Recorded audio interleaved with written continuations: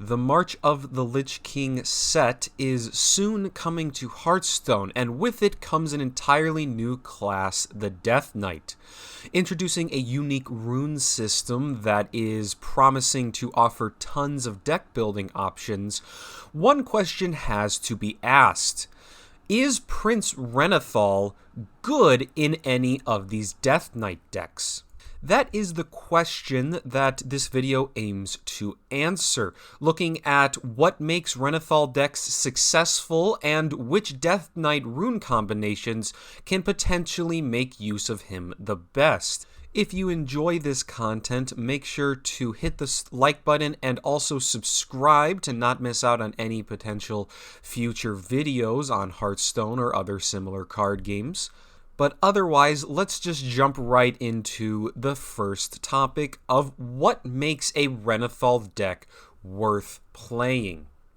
Although I'm sure most people know what Renethal is, for those that may be out of the loop in the recent Hearthstone and have stumbled on this video, Prince Renethal is a 3-mana 3/4 that alters your deck building by requiring you to build a deck that is 40 cards, but as a reward raises your starting health to 40. This has had a pretty profound effect on many of the decks within Hearthstone, with practically every deck at least attempting to give Renethal a chance.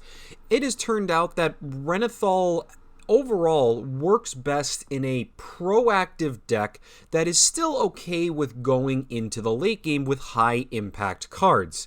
Essentially, Renethal has enabled mid-range decks to become a much more powerful archetype.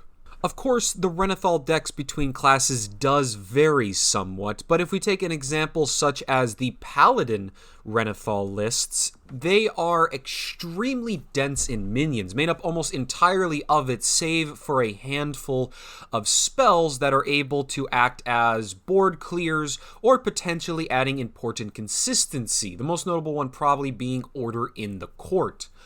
Regardless, the rest of the list is essentially just a bunch of minions that are generally good in building tempo, either with things like Divine Shield, Rush, cards like Alliance Bannerman adding some card draw and hand buffing, and then also backing it up with powerful late game tools like Lightforged Cariel, and notably Sire Denathrius, and potentially even Mr. Smite acting as a finisher with being hand buffed and dealing a ton of damage from hand. Even a deck like the Control Shaman that is running Renethal still leans into this very minion-dense build, mostly playing spells that generates bodies outside of a few disruption tools, but for the most part, the deck is just about playing minions and building a board until the enemy either is unable to deal with it or they just run out of the tools needed to handle you. The extra health that Renethal gives to these decks is an important thing because it allows them to play a bit of a slower early game. Aggro decks are not able to punish the fact that they often take a couple turns to begin setting up a strong board position, and the extra 10 health can allow you to stabilize and firmly swing the board into your control, allowing you to then finish them off with your superior late game. And against control decks, that extra health is maybe not the most important, but instead, the additional 10 cards actually allows you to potentially outlast what would be a standard control deck by simply having more threats than they have answers. So, when it comes to building a Renethal deck, some important factors that have gone into successful lists are, one, that it is a very proactive deck, able to consistently pressure the enemy, which naturally leads into, two, the deck running a lot of minions, and then three, the deck having a fair bit of redundancy within its roster. This means that for a deck like Pure Control, such as Control Warrior, Renethal is overall a bit of a lackluster choice. Those decks usually rely on important removal, and finding them is very important. Which, when you have in a 40-card deck, you're just drawing it less consistently, making it so overall your deck is not going to be able to deal with the enemy threats when you need to, and you will just die even if you have 10 more health. However, it is important that Renethal is also not in a purely aggressive deck. Simply put, Renethal isn't needed if the deck is looking to win the game on turn 6 or 7 and pressure the enemy, to the point that they just die.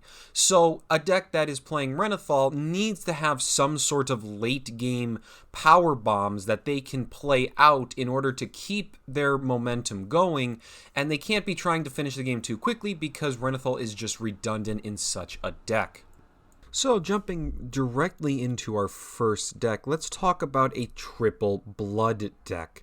For Death Knight, triple blood is definitely leaning into a very heavy control package, and as such, I do not think it will be using Renethal. Simply put, through cards like Soul Stealer, Blood Boil, and Death Strike, the deck seems to be very, very reactive in what it is trying to do, sitting back and outlasting the enemy while having critical removal in hand.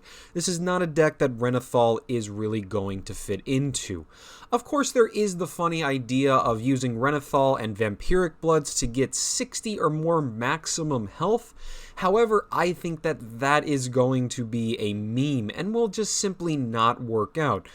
Blood Death Knight will be looking to consistently draw up its power cards like Soul Stealer or a win con such as Alexandros in as consistent a manner as possible. Add on to that Triple Blood seems to have average draw at best, and I think that the deck definitely cannot afford to have 40 cards. 2 Blood, 1 Frost is another deck that, to me, looks like it would be leaning quite heavily into the more reactive side of control, trading away some of the powerful 3 Blood cards like Soul Stealer in favor of more card draw and more incidental board clears.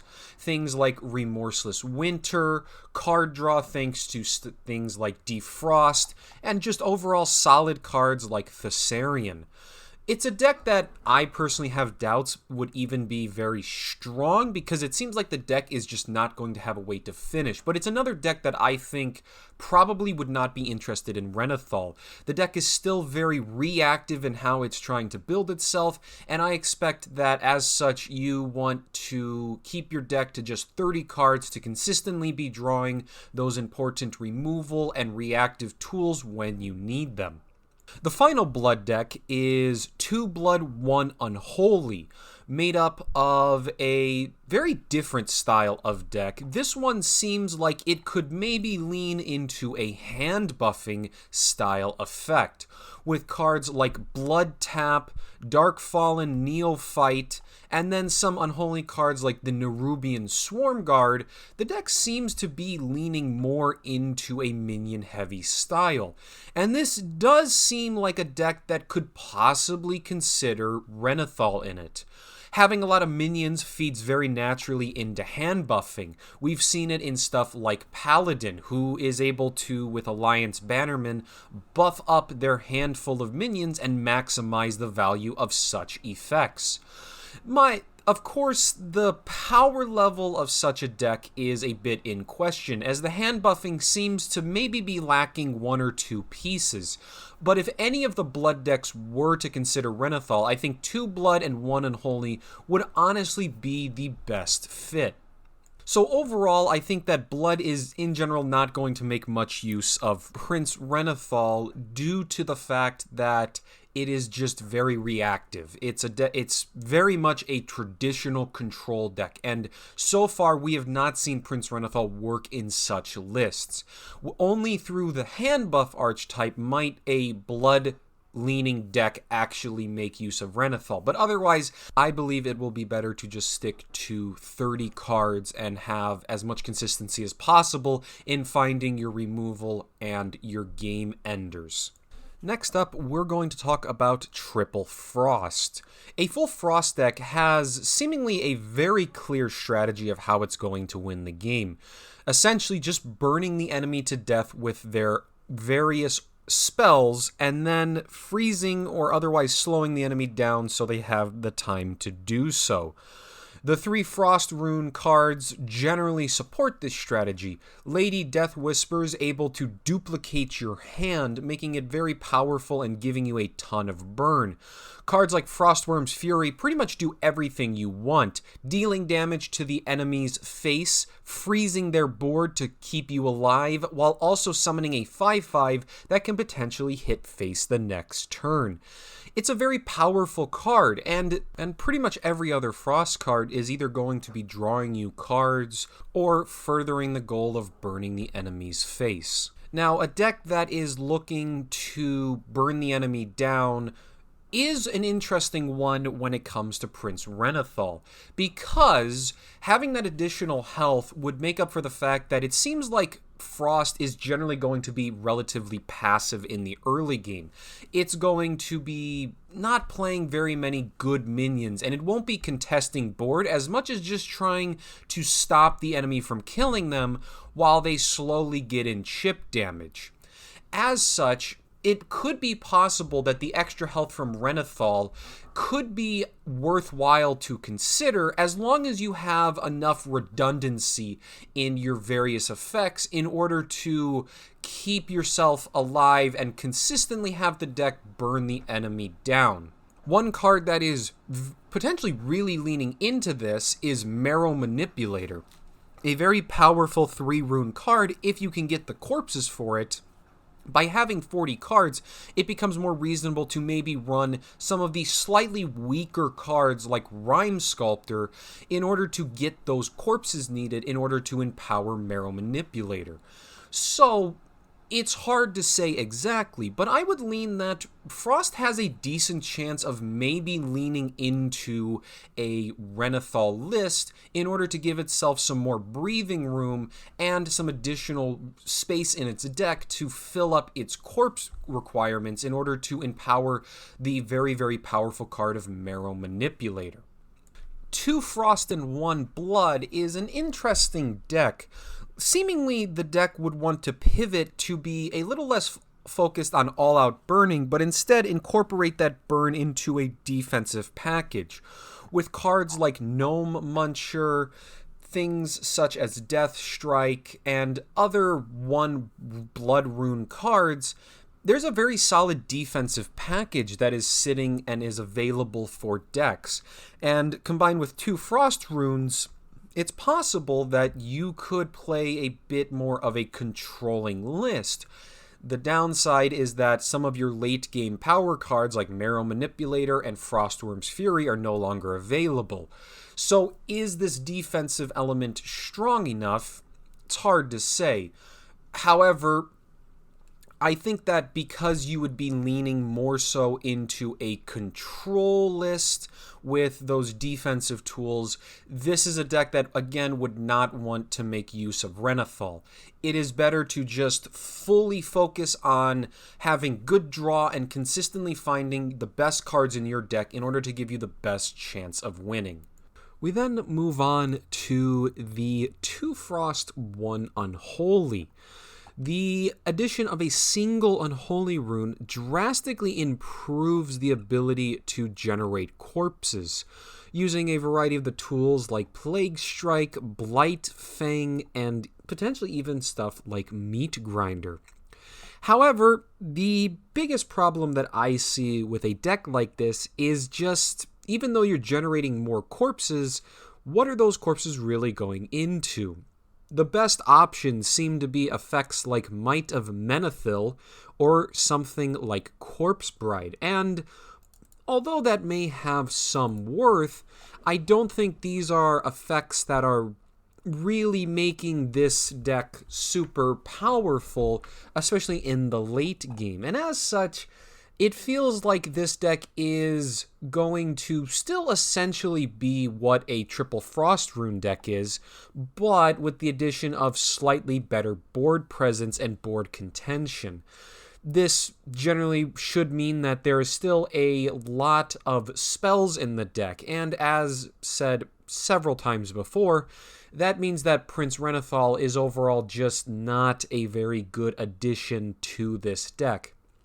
It may want to contest the board somewhat proactively, but in the end, it is likely still going to fall back on Frost's main theme of playing a bunch of spells to burn the enemy to death.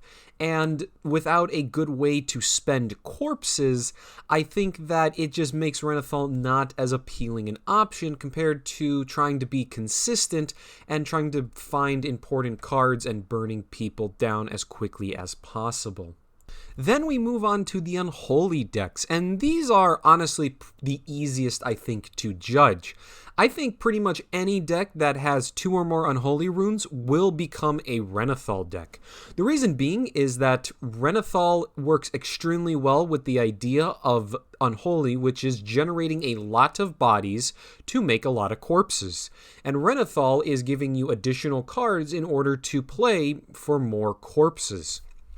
In a triple Unholy deck, effects like Plagued Grain, Grave Strength, and Lord Marrowgar are fantastic payoffs for the deck, generating a lot of corpses and bodies.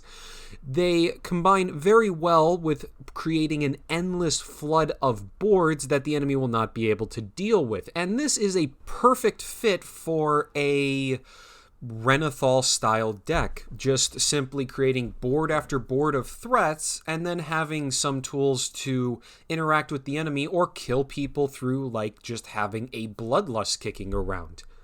It seems like, I think, the easiest one to see that will just be a Renethal deck outright, and it will be actually worse to try to build at 30 cards rather than go 40 cards and just outlast the enemy because you're making a board every other turn without even breaking a sweat.